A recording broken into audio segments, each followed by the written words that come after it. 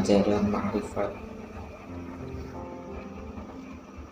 Arti dari ma'rifat itu sudah dibuka sebelumnya, sekarang masuk ke ranah melanjutkan dari sistem. Nah, sistem itu kan belum selesai Mas Munir, jadi harus dikupas gitu. Nah, untuk masuk penjabaran dari sistem ada beberapa yang harus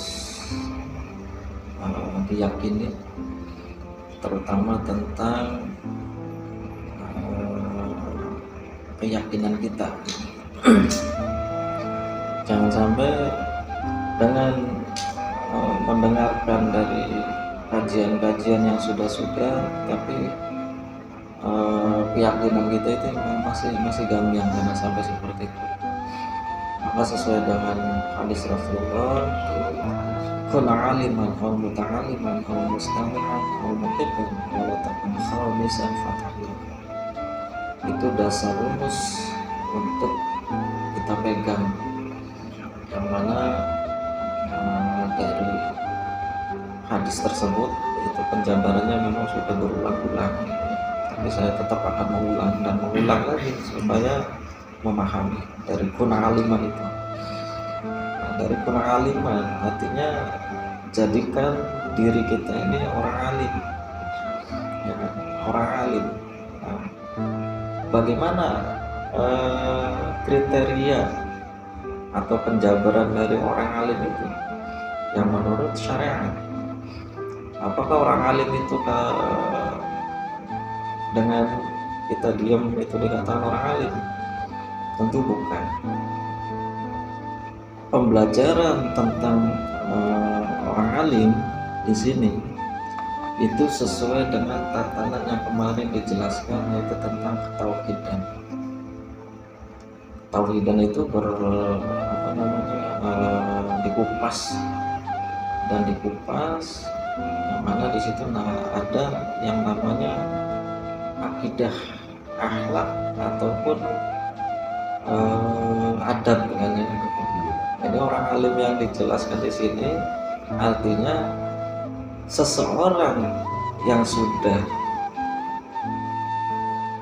mempelajari dan menjalankan dari adab-adab dan akhlak-akhlak yang sesuai dengan syariat, yang sesuai dengan dicontohkan Rasulullah, itu dikatakan orang alim. Jadi orang alim itu bukan diam, maksudnya. Artinya orang alim di situ orang yang sudah merubah dari sisi dohirnya, dari yang kebiasaan buruk itu menjadi kebiasaan yang lurus, yang baik, dan itu dinamakan hijrah. Oleh karena itu dalam hadis tersebut kun aliman, jadilah kamu orang alim. Nah, dari tatanan keilmuan itu kan sudah jelas itu. Sebelum mempelajari tentang bab ilmu pengetahuan apa saja, itu kita harus mempelajari tentang ketauhidan, adab, akhlak dari diri kita. Nah, kenapa bisa begitu? Ya sesuai dengan kalam-kalam yang kemarin dijabarkan itu. Jadilah kamu orang alim. Dan disitulah jati diri seseorang itu akan ditunjukkan nanti. Nah, tatannya udah menyatukan. Kalau kemarin itu penjabarannya kan mencelak nih. Nah, sekarang diarahkan. Jadi kun aliman, jadilah kamu orang alim. Orang alim di sini orang yang sudah memegang teguh dari prinsip-prinsip ketauhidan dan akidah, akhlak yang dijabarkan langsung, adab-adab baik dari adab qalbu maupun adab secara tubuh kita. Maka Rasulullah memberikan satu suri teladan itu ya sudah jelas kalau dari penjelasan hadis tersebut. Ketika kita disuruh menjadi orang alim, berarti sudah jelas apapun yang kita jalankan di masa lalu, yang perjalanannya dikatakan cerah, gelap, samar-samar, katakan seperti itulah. Kita hijrah sesungguhnya, jadilah orang alim sesungguhnya. Nah, di situ akan bisa mengenali jati diri kita sesuai dengan alam-alam yang tadi. Man arofa nafsahu, laqad arofa robbahu. Jadi mengenali diri kita itu awal titik dasarnya itu merubah dari segi kebiasaan kita hal-hal yang buruk mengarah terhadap hal-hal yang baik, itu menjadi orang alim. Jadi tatanannya sudah jelas nih Mas Munir, tentang tatanan keilmuan yang kemarin dijabarkan. Nah, terus pertanyaannya, lantas bagaimana caranya supaya kita ini bisa mengikuti dari ajaran-ajaran Rasulullah sehingga kita bisa menjadikan diri kita ini menjadi orang alim? Yang pertama itu harus mengubah dari sisi kebiasaan kita yang diumpatkan, artinya kebiasaan kita yang kurang baik, yang dibungkus rapat dari lisan kita, itu kita harus merubahnya. Sederhananya begini Mas Untung, ketika kolbu kita masih ada suatu percikan-percikan nafs, sudah barang tentu belum dikatakan menjadi orang alim.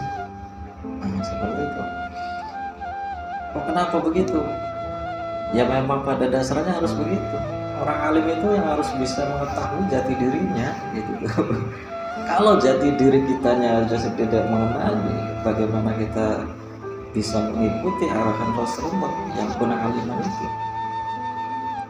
Makanya mengenali diri kita, mengenali jati diri kita yang sesuai ma'arofa nafsahu,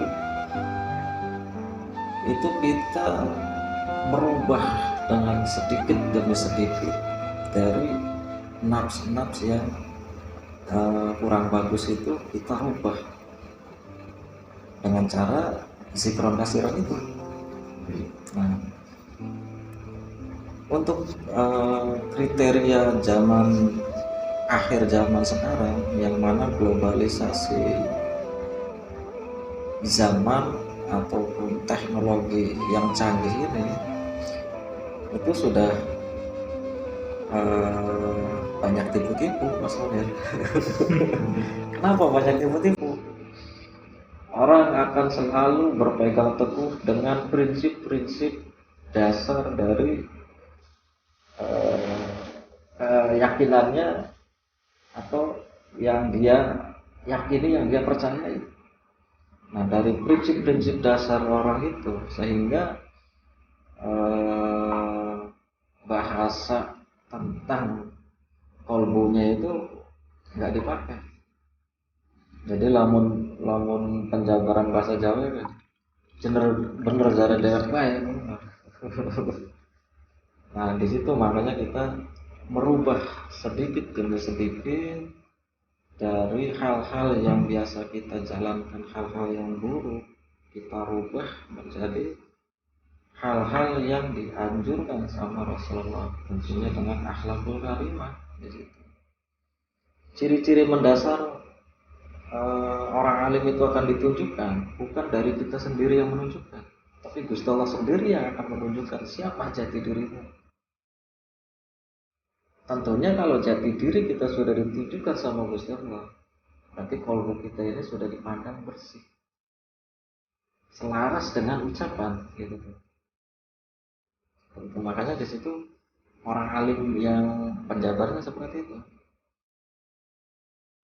Jadi tidak ada lagi mencari kambing hitam demi egonya sendiri. Tidak ada hal-hal seperti itu lagi nanti. Kalau memang Gusti Allah sudah mewujudkan jati dirinya, sudah nggak ada istilahnya percikan-percikan nafsu kayak gitu.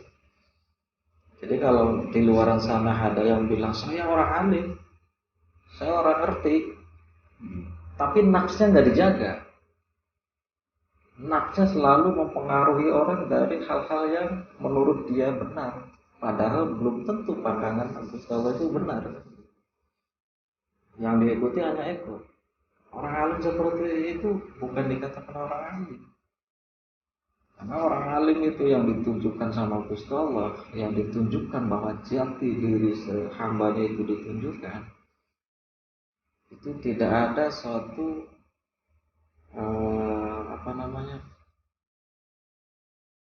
kolbu yang keras ataupun ego yang keras.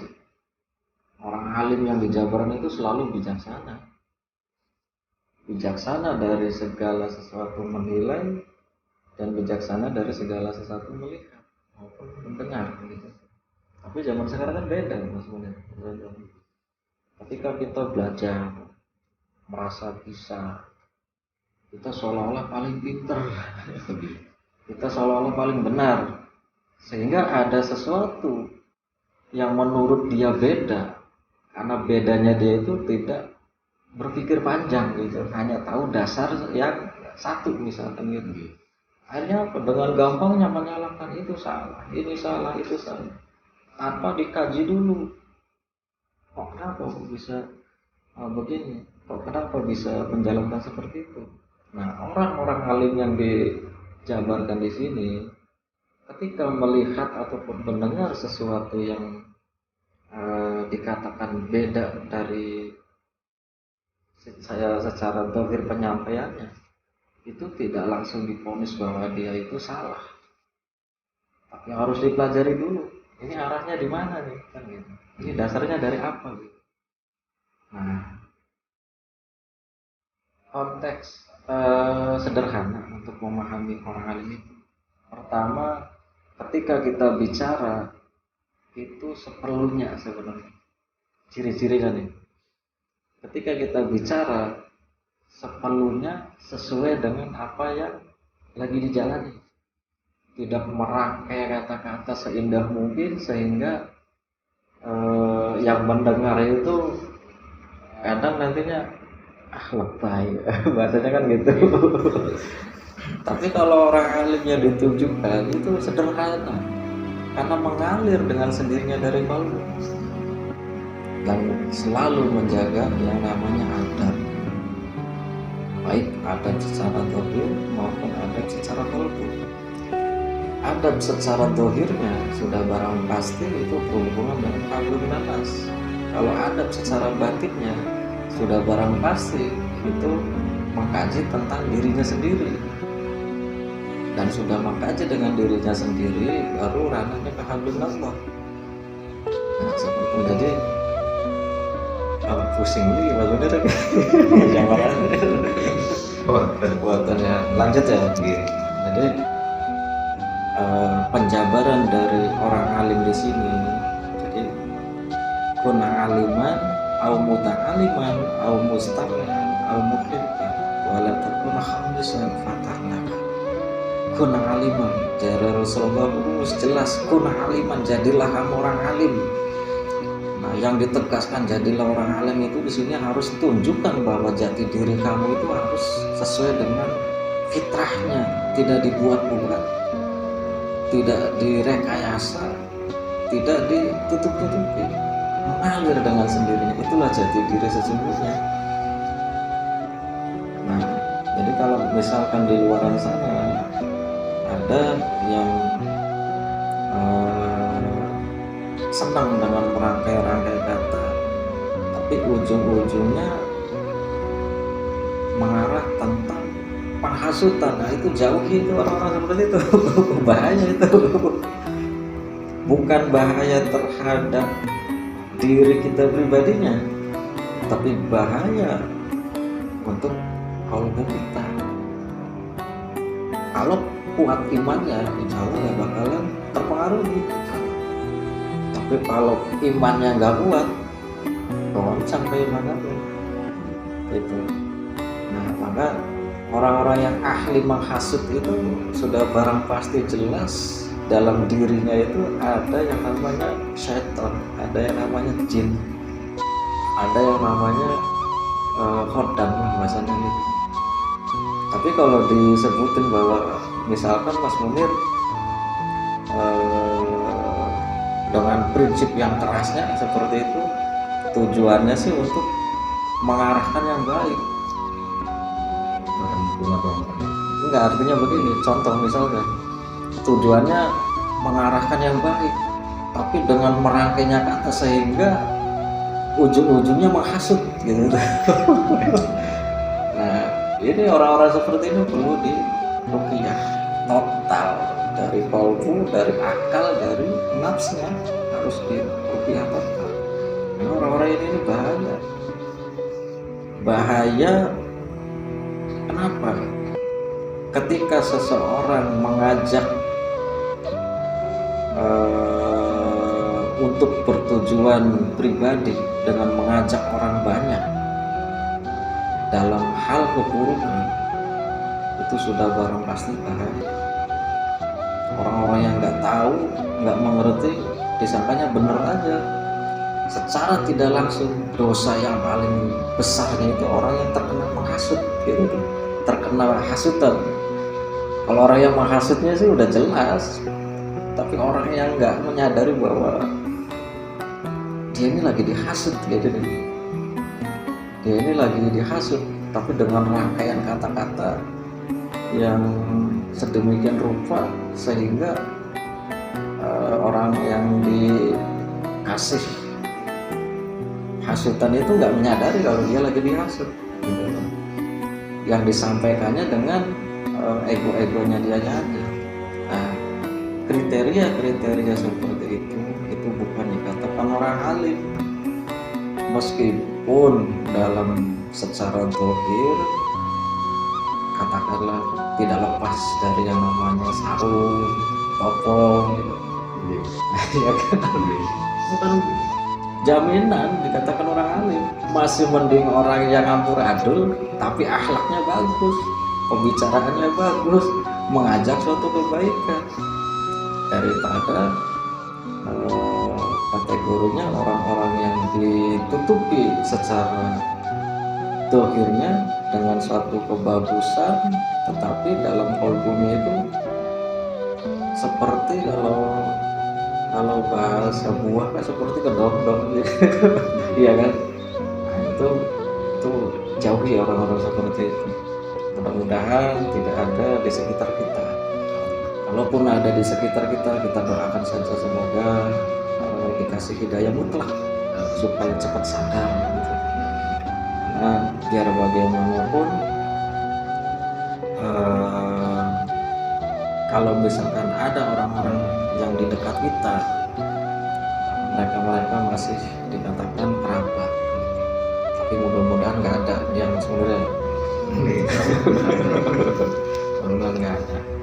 Itu pertama. Kedua, ketika ada sesuatu yang dijalankan tentang kebaikan terus dicegah, ini lebih bahaya lagi.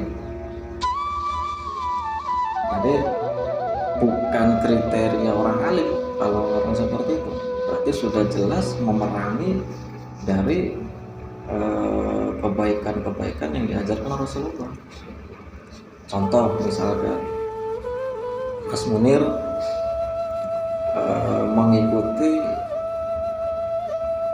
katakanlah jamiahan rutin misalnya ya Mas Munir ya.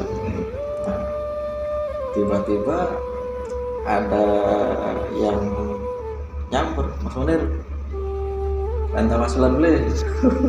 Aduh mau kenter ya wis aja kader-kader. Nah kita ayo bakar iwak nyate atau gimana gitu. Secara tidak langsung ajakan tersebut itu sudah memerangi dari suatu kebaikan. Bahaya itu. Sedangkan sudah jelas siapapun orangnya yang memerangi dari suatu kebaikan itu sudah barang pasti ranahnya itu masuknya itu berhubungannya itu langsung sama Gusti Allah. Kalau misalkan orang yang diajaknya ngerti, gak bakalan mau. Masih mending bahasanya begini, daripada mengajak suatu kejelekan, lebih baik jalanin sendiri aja, nggak usah mengajak-ajak orang lain, ya kan? Itu lebih jadi lamun dosa ya dosa berdewek tanpa mengajak orang lain. Nah di situ kalau misalkan ada orang-orang seperti itu di sekitar kita, jauhi. Karena bagaimanapun juga bukan berarti kita menjauhi dari segi silaturahminya, bukan, tapi jauhi cara pemikirannya. Kita biasa-biasa saja, jangan terlalu jangan terlalu memakan dengan ucapan-ucapannya gitu aja. Artinya jauhi seperti itu. Gitu. Jadi konteksnya sudah jelas ya. Yang namanya orang alim di sini kuna aliman. Gusti Rasulullah sudah mengajarkan jadilah kamu orang alim. Orang alim di sini orang yang menjaga tentang adab-adabnya, menjaga tentang akidahnya, menjaga tentang lisannya, juga menjaga tentang qalbunya. Di situ dikatakan orang alim. Nah, terus dari hadis tersebut setelah kun aliman apalagi au muta'aliman. Nah, baru di sini. Artinya Rasulullah itu mengajarkan kun aliman itu supaya menjadi orang yang memegang adab, prinsip-prinsip kebaikan. Nah, setelah adabnya itu sudah dipegang, prinsip-prinsip suatu jati dirinya itu sudah melekat. Jadi Rasulullah apa? Au muta'aliman. Dan jadilah kamu orang berilmu. Nah, sini artinya wajib kan menuntut ilmu kan? Di situ. Jadilah kamu orang yang berilmu. Yang berilmu bagaimana? Tentunya ilmunya Gusti Allah itu banyak. Apa yang kita yakini, apa yang kita senangi tentang bab ilmu pengetahuannya Gusti Allah, nah itu yang harus dijalankan. Walaupun aliman atau ta'liman, jadilah kamu orang yang berilmu. Tetapi harus ada hati-hatinya di sini. Kebanyakan di luaran sana ketika sudah mempelajari hal-hal yang sifatnya itu keilmuan yang dianggap wah di masyarakat, sehingga lupa dengan diri kita sendiri, selalu meremehkan orang lain, ya, selalu tidak menerima pendapat-pendapat dari orang lain, selalu tidak menerima dan selalu menentang dari hal-hal yang menurut dia nggak sejalan. Padahal belum tentu siapa yang kita hadapi, belum tentu orang yang kita hadapi itu lebih mulia daripada kita. Hati-hati di sini gitu. Nah, apalagi sudah jelas ya kan, wali-wali Gusti Allah banyak, selalu terselubung, selalu tertutup. Nah ini bahaya kalau kita nggak bisa megang adabnya, nggak bisa megang alimnya, kita merasa benar sendiri, akhirnya apa? Ego yang diutamakan. Egonya itu udah nggak bisa diredam. Karena orang yang egonya itu keras, itu sudah barang pasti nafsnya itu masih lingkaran dari amarah gitu. Artinya ketika dirinya nggak cocok, nggak tahu cocoknya dari mana gitu kan, entah dari segi apanya, misalkan gitu kan, seolah-olah menggampangkan gitu kan, malah pada baik. Contoh misalkan ikut tawasulan ya, under tawasulan bukan makanan nikah, bos ini memang. Nah berarti ketika orang tersebut mengaku orang berilmu, di situ menunjukkan sesuatu kelemahan dirinya. yang dianggap dirinya itu berilmu ternyata tidak gitu kan ya. Orang berilmu nggak seperti itu. Orang berilmu itu selalu mengutamakan tentang kebaikan dan selalu menjaga dari orang-orang di sekitar. Artinya tidak memutuskan suatu silaturahmi. Nah gitu. Jadi orang berilmu itu selalu menjaga tentang pedoman-pedoman dari adab-adab dan akhlak mulia yang Rasulullah ajarkan. Rasulullah nggak ada sesuatu yang mentah. Ketika misalkan ada suatu pengajian yang dijalankan oleh para sahabatnya, ada Rasulullah istilahnya bahasanya, lah kadar kita Rasulullah, Gusti tujuh nih Gusti Allah paling mulia, ngapain ngikut? Gak ada seperti itu. Rasulullah selalu memberikan yang terbaik. Ketika ada sesuatu sahabat yang ingin mengadakan suatu jamiahan, ikuti. Karena pada prinsipnya orang berilmu itu bijaksananya legowo, tidak saklek. Orang-orang yang saklek itu sebenarnya kalau konteks secara dohirnya itu orang-orang yang bodoh sebenarnya. Hanya tidak mengerti. Jadi misalkan ada orang yang belajar yang menurut dia belajar itu kitab-kitabnya misalkan dhuwur gitu tapi saklek, yang menurut bagi orang pinter itu pinternya dari mana? Pinter hafalan iya, gitu aja. Orang pinter itu bukan orang hafalan. Orang yang berilmu itu orang yang bisa memegang, mengendalikan tentang nafsu qalbunya. Apapun yang sifatnya suatu kebaikan dukung. Meskipun kita tidak mau mengikutinya, tapi jangan pernah mengajak sesuatu yang lagi berjalan di dalamnya itu melarangnya. Salah besar itu. Nah, orang-orang seperti itu urusannya bukan sama alim ulama atau bukan sama-sama orang alim, bukan. Langsung Gusti Allah, urusannya sama Gusti Allah. Bahkan Gusti Allah harus mengajak perang. Bahaya kan? Karena apa? Dari zaman ke zaman, zamannya nabi-nabi terdahulu, zamannya Nabi Isa, itu ada yang namanya pengikutnya Nabi Isa yang benar-benar menutupi dari sifat kejelekannya, mengikuti, tapi di dalamnya itu malah menyerang.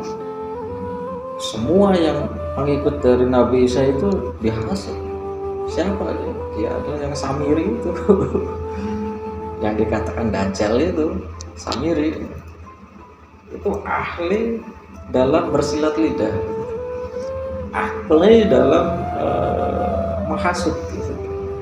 Tapi kalau lagi dekat sama Nabi Isa selalu patuh, selalu menunjukkan bahwa saya ini pengikut Nabi Isa yang setia.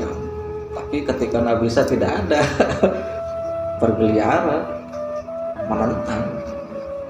Nah, orang-orang seperti itu kalau kita bisa ya sadarkan, kalau tidak bisa ya mudah-mudahan dikasih hidayah gitu.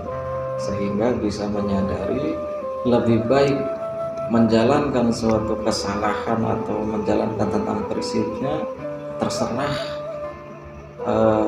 dirinya sendiri, tidak usah mengajak orang lain. Itu lebih baik daripada mengajak orang lain, itu bakal jadi bencana. Bukan bencana bagi kita-kita yang menjalankan suatu kebaikan dalam jamaah, tapi bencana bagi orang tersebut. Nanti masuk ke ranah sistem alam. Dan sistem alam itu kan ada rumusnya kan, ada sistemnya kan. Nah, sistem alam itu dibagi menjadi dua. Di dalamnya itu ada dua rangkai. Yang pertama itu semesta alam, yang kedua itu ketetapan alam gitu. Nah, jadi sistem yang kemarin diungkapkan kan, itu kan alam semesta kan. Itu sistem rancangannya Gusti Allah. Yang kedua Nah, ternyata di sistem alam semesta itu di dalamnya itu dibagi lagi. Ya diantaranya apa? Semesta alam dan ketetapan alam. Seperti itu. Nah kalau sudah menyalahi dari semesta alam di sini bahaya. Makanya di situ dikatakan bala 7 keturunan itu nggak bakalan berhenti dari kesalahan itu. Kan luar biasa kan? Nah, mudah-mudahan senantiasa kita maupun kerabat-kerabat kita, orang-orang terdekat kita selalu bisa menjaga produknya sehingga tidak sampai kena dengan sistem semesta alamnya Gusti Allah, dengan ketetapan alamnya Gusti Allah di situ. Karena kalau sampai terkena dengan sistem semesta alamnya Gusti Allah dan ketetapan alamnya Gusti Allah, itu nggak akan bisa putus dengan sedemikian, terus berlanjut sampai 7 turunan. Bahayanya kan di situ. Terkecuali menyadari langsung dan meminta bantuan, meminta pertolongan atau meminta langsung sama Gusti Allah, ya nggak bisa karena sudah masuk ke ranah di situ. Makanya harus nyelonong di wong alim, baru nanti ditulak bala, diputuskanlah dari kesalahan itu yang masuk ke ranah sistem semesta alamnya Gusti Allah di sini dan ketetapan alamnya di sini. Itu makanya nggak aneh. Bahasanya kan gini, zaman dulu itu ada sesuatu menjalankan suatu kejelekan, tetapi di situ ada bahasa sampai ke 7 turunan, ya kan, gitu kan ya. Ya memang benar adanya. Nah itu aturan-aturan dari mana kok bisa menjabarkan dengan hal-hal gitu? Ya itulah manfaatnya orang yang mau bermakrifat. Di situ segala sesuatu rahasianya yang belum dibuka sama Gusti Allah, ketika ada orang yang mau bermakrifat dan bisa langsung connect, akan dibuka rahasia-rahasia yang belum dibuka seperti itu. Nah di antaranya itu. Makanya sederhana, mudah, tapi susah untuk dijalankan, bahasanya seperti itu. Nah sederhananya seperti apa? Kita hidup di dunia nggak neko-neko aja udah selamat. Nggak neko-neko udah selamat gitu aja.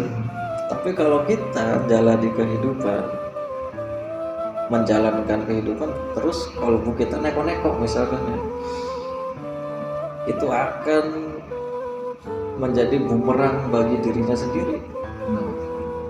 Nah dari kesalahan-kesalahan itu bukan semata-mata Gusti Allah menghukumnya atau memberi bala, bukan, tapi semata-mata kesalahan yang dia perbuat itu, kesalahan dari yang orang-orang yang seperti itu masuk ke ranah sistem rancangannya Gusti Allah yang semesta alam dan ketetapan alam. Di situ. Jadi penjabaran kemarin kan begitu.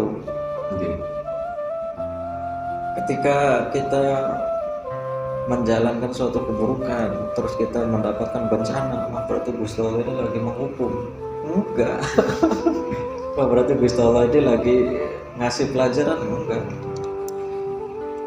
Itu sudah barang tentu masuk ke ranah hukum sistem yang Gusti Allah rancang sedemikian rupa untuk aturan-aturan yang dijalankan di dunia. Itulah semesta alam dan ketetapan alam. Dan sebenarnya dari sistem itu sudah tergambar semua, sudah tersirat semua terhadap Al-Quran. Makanya kalau dibuka Al-Qurannya ada peraturannya seperti itu. Itu al-muta'aliman kan ya. Jadi kuna'aliman al-muta'aliman, jadilah kamu orang yang Maka jadilah kamu orang alim, au muta'aliman, jadilah kamu orang berilmu. Dan yang ketiganya au mustami'an. Nah, di sini ketika Rasulullah memberikan satu pengajaran kun aliman, jadilah kamu orang alim, au muta'aliman, dan jadilah kamu orang alim, au mustami'an. Nah, di sini jadi orang alim, orang yang berilmu itu biasanya kalau sudah menguasai dari kedua titik itu akan bertengger, ya kan? Seolah-olah tidak ada yang mau menasihati kita. Wah, kita paling benar ya. Mas Munir nasihati Mas Untung orang salah begini. Apa sih Mas Munir? Baru apa sih? Pasti ke situ. Makanya Rasulullah memberikan satu perintah lagi. Apa itu? Au mustami'an, jadilah kamu pendengar. Gitu. Artinya pendengar di sini sesuatu yang sifatnya suatu kebaikan itu harus kita cerna dan kaji. Jangan langsung kita menolak mentah-mentah. Kita cerna dan kita kaji apakah masukan-masukan itu baik adanya atau buruk adanya. Kalau baik adanya dipakai, dijalankan. Kalau buruk adanya dibuang, tapi nggak usah menentang gitu.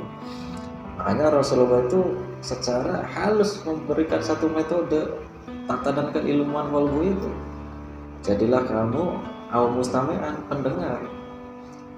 Nah, karena rata-rata kalau sudah jadi orang alim merasa sudah paling alim nih, au muta'aliman, sudah merasa jadi orang berilmu, tapi au mustami'annya kadang-kadang tidak dipakai. Udah adik-adik bukan itu. Lah, sampai yang muari-muari kita ngerti apa? Tekanan di kelas belajar seperti kan loh. Nah, itulah ciri-ciri orang yang tidak mengikuti arahan adab-adab yang Rasulullah ajarkan. Makanya Rasulullah mengajarkan sudah jelas tatanannya. Kuna aliman, au muta'aliman, au mustami'an. Jadilah kamu orang alim, jadilah kamu orang berilmu, dan jadilah kamu orang pendengar. Karena pada intinya orang yang selalu mendengarkan dari keluhan-keluhan ataupun masukan-masukan dari orang-orang terdekat kita ataupun siapapun saja yang datang ke kita, itu ciri-ciri bahwa orang tersebut itu sudah memunculkannya jati dirinya, karena bijaksananya itu akan lebih seperti itu. Itu al-mustami'an. Nah, setelah al-mustami'an, apakah cukup sampai itu saja? Belum, kata Rasulullah. Nah, terus supaya sempurna itu bagaimana? Cara Rasulullah satu lagi, au muhibban, jadilah kamu orang yang mencinta atau pecinta lah gitu bahasanya. Cuman kalau bahasa pecinta itu nantinya dikatakan sampu jangga. Jadi mencinta aja. Jadi au muta'aliman, jadilah kamu seorang yang mencinta dari hal-hal sesuatu yang kebaikan tentunya. Kalau hal-hal yang keburukan ya jangan dicintai lah. Nah, ciri-ciri tatanan kolbu keilmuan itu sudah digambarkan dari hadis tersebut, dan ada warningnya satu, wala takun khamisan fatahlah, dan janganlah kamu menjadi orang yang kelima, sesungguhnya kamu akan celaka. Rasulullah harus gamblang banget. Janganlah, yang terakhirnya nih, janganlah kamu menjadi orang yang kelima, sesungguhnya kamu akan celaka. Nah, orang kelimanya itu apa? Orang kelima yang dimaksud itu adalah orang-orang yang munafik, yang tidak mengakui sesuatu yang baik yang didapat dirinya, yang datang dari mana saja tidak mengakui. Sedangkan kebaikan itu datangnya dari hablun nanas, tapi tidak mengakui, seolah-olah paling bisa dewek seolah paling pinter dewek. Nah disitulah orang-orang munafik. Gambarannya jelas, maka kamu akan celaka. Nah cara Rasulullah bahasa maka kamu akan celaka. Celaka yang diperintahkan Rasulullah itu kadarnya alam semesta alam, ketetapan alam. Karena Rasulullah yang ngomong ini Rasulullah. Kalau orang biasa celaka ya paling celaka aja, jatuh mungkin kan seperti itu. Tahapnya kan seperti itu. Tapi Rasulullah yang bicara jadi. Sedangkan Rasulullah itu adalah bibit Nur Muhammad yang semua penciptaan alam semesta itu dari situ. Paham belum Mas Walid? Nah gitu. Jadi kuna aliman au muta'aliman au mustamihan au muhibban, kan 4 kan. Ujar Rasulullah ku tatanan keilmuan qalbu yang harus dipegang itu 4. Wala takun khamisan, kelima, janganlah kamu jadi orang kelima, sesungguhnya kamu akan celaka. Kelima di sini itulah orang-orang yang munafik, yang tidak menghargai sesuatu kebaikan datangnya dari hablum nanas, tidak menghargai. Iya kan? Barang jari Rasulullah ku wala takun khamisan fatana, janganlah kamu jadi orang kelima, bakal celaka. Celakanya di situ tuh mencakup alam semesta alam, ketetapan alam yang tadi dijabarkan tadi. Makanya 7 keturunan pun ya kena imbasnya luar biasa. Makna munafik ini sangat luar biasa ya, dahsyat pembalasannya. Nah gitu. Makanya orang-orang munafik itu selalu berpegang teguh dengan prinsip-prinsip keegoannya gitu. Prinsip-prinsip keegoannya itu yang tidak bisa dibendung menurut keyakinan dia benar, sedangkan itu salah misalkan. Tapi yang bener cara dewek kok. Nah itu ciri-cirinya orang yang kelima itu. Ajar Rasulullah karena kanggo cepu Rasulullah dudu wong biasa. Rasulullah itu bibit utama dari segala macam penciptaan yang ada di dunia, yang ada di alam semesta. Lamun Rasulullah beli ngucap sih ya beli ketar-ketir kan dengan hadis gini. Karena Rasulullah, nah datangnya dari ucapan Rasulullah tersebut yaitu karena dari kalam-kalamnya Gusti Allah. Rasulullah ngomong pada baik ucapannya Gusti Allah pada baik. Maka di situ jadi ingat bakal ada sesuatu, makanya bahasanya sederhana. Wala takun khamisan fatahlah, janganlah kamu jadi orang yang kelima, maka kamu sesungguhnya akan celaka. Menurut kata bahasa sih ya biasa-biasa aja ya, apa untungnya? Tetapi kalau kita kaji di dalamnya, siapa yang mengucapkannya? Yang mengucapkan itu Rasulullah, yang mencakup bibit penciptaan alam semesta alam. Udah barang pasti kan. Berbahaya tuh di situ. Maka itulah tatanan ketetapan keilmuan yang kemarin dijabarkan baru sedikit. Nah ini penjabarannya dari pengaliman itu. Nah, jadi sudah jelas kan tahapannya itu. Pertama itu apa namanya, harus belajar tentang akhlak, ketauhidan, adab lebih mulia gitu kan ya. Makanya dari tataran keempat ini, kalau yang pertama ini tidak dipegang, tidak dijalankan, ya tidak bakalan mulia. Meskipun ketika ini sudah dikuasai, nggak bakalan bisa mulia, pasti akan rusak juga. Gitu. Nah masih mending megang nomor 1, yang 2, 3, 4-nya misalkan nggak ngerti, masih mending selamat. Nikmat Gusti Allah masih dianggap mulia. Iya kan? Nah di situ. Jadi penjabaran itu tatanan tentang keilmuan itu ada di hadis tersebut. Nah, sampai di sini dulu sebelum masuk ke ranah sistem alam. Tadi udah dibuka sebenarnya. Jadi berangsur-angsur kan, mulai kebuka kan. Ya, pokoknya Ini sebetulnya tahapan kan sebenarnya kudu dilewati nggih masalah. Pertama kan kudu sing kudu ngalami, yang kedua nggih kudu ngalami. Iya. harus baru dikatakan menjadikan bahwa dirinya itu menjadi sempurna dalam keilmuan kalbu. Gitu. Nah, kalau sudah menjalankan semua itu di pandangan Gusti Allah itu sempurna dalam kalbunya, inilah titik-titik calon dasar cikal bakal bahwa Gusti Allah akan menurunkan nur kewalian. Nah, di situ. Jadi dari hadis itu aja udah dipegang itu.